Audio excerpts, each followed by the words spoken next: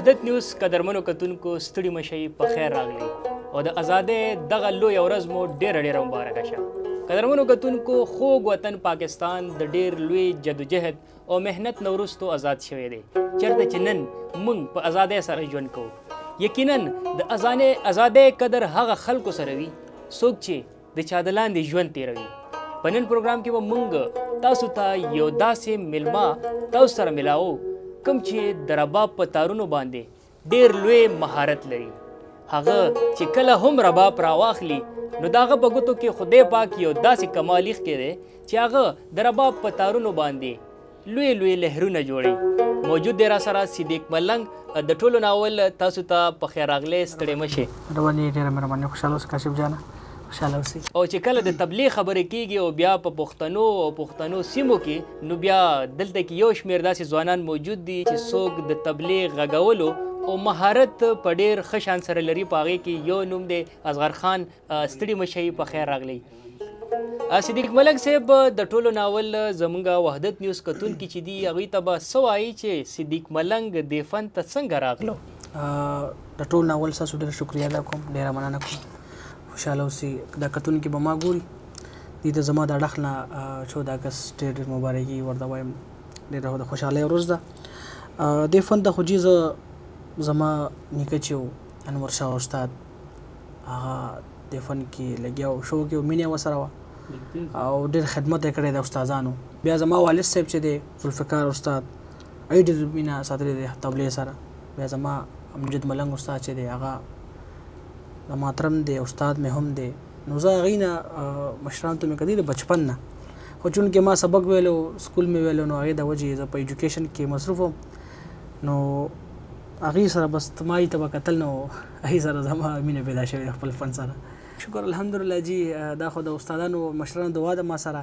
اوس هم ما ډېر خلک الحمدلله خوښوي او دا د هغوی دعا ده او بس خلک ویني خدمت کوو، بس لګیا یو او بس کوو لګیا یو خدمت کوو. جی بالکل د دې خبرې به تاسو ته هم شریکو، خو د دې سره د دې په ګوتو باندې د وطن سره د مینې دپاره کمې نغمې چې دي غږی هغه به هم تاسو ته مونږ ښایو نن د وحدت نیوز په دغه ځانګړې خپرونه کې. خو اخلو یو وړه شانتې دمه، دمې نه پس راځو مونږ سره اوسئ.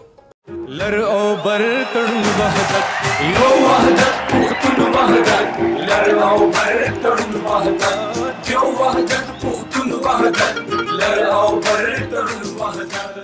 د وحدت نیوز قدرمنو کتونکو یو ځل بیا درته هرکلی وایو. د نن ورځ ده د جشن ازادۍ، یقینا یوه ډېره د خوشحالۍ ورځ ده. نن موږ سره موجود دی صدیق ملنګ او د دې سره اصغر خان په طبله باندې.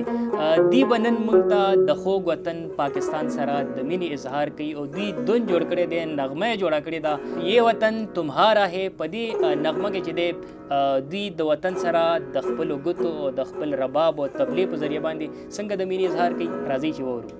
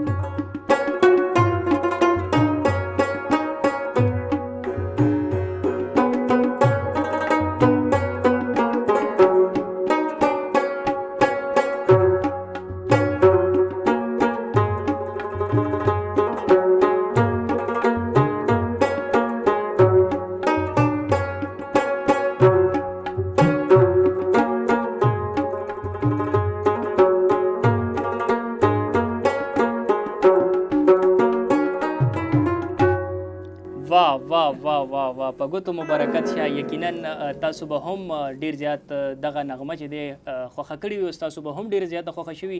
زموږ خو یقینا ډیره زیاته خوښه شوه. اخلو یو وړوکې شاندمه د ویره پس راځو موږ سره اوسئ. वो तामीर जिसकी जुस्तजू की इंसान ने हमेशा से, उसी हसीन तामीर को हमने दिया एक नया अंदाज. Shaheen orchards housing scheme Sheikhupura, जिसके बाब दिलावेज में दाखिल होते ही खुली शाहराहें बाहें फैलाए आपका इस्तकबाल करती हैं. यहाँ के सरसब्ज़ व शादाब मनाजिर नजर और रूह को ताजगी बख्शते हैं. सच तो यह है कि इस खूबसूरत हाउसिंग स्कीम की तामीर में इंजीनियरिंग के इंतहाई आला मयार को मद्देनजर रखा गया है, जो मेन गेट से लेकर शाहराहों, मसाजिद, पार्क्स और खूबसूरत मॉन्यूमेंट्स तक हर जगह दिखाई देता है. शाम ढलते ही शाहीन ऑर्चर्ड्स के गोशे गोशे से रंग और रोशनियां फूटती हैं, और जब रात आती है तो शाहीन ऑर्चर्ड्स अपने मकीनों के लिए हिफाजत से सुख की नींद का पैगाम लाता है. बस यही है शाहीन ऑर्चर्ड्स. शर्कपुर रोड की आइडियल लोकेशन, आबाद जगह, हाउसिंग कॉलोनी से मुत्तसिल लैंडमार्क ग्रुप का शानदार रिहायशी मंसूबा. 5, 8, 10 मरला और 1 कनाल के रिहायशी प्लॉट्स, 2, 4 और 8 मरला के कमर्शियल प्लॉट्स. बुकिंग सिर्फ 15% से, बकिया 3.5 साल की आसान अक़सात में. Shaheen orchards housing scheme Sheikhupura, a project of landmark group. मजीद तफसीलात के लिए अभी राब्ता करें 03-111 386 386. د وحدت نیوز قدرمنو کتونکو یو ځل بیا درته هرکلی وایو. موجود دی را سره تکړه رباب غږونکی صدیق ملنګ رور او د دې سره اصغر خان په طبله باندې. د دوی نه به اوس اورو ستا عشق کړمه سودایي. نو تاسو هم واورئ او خوندونه ترې واخلئ.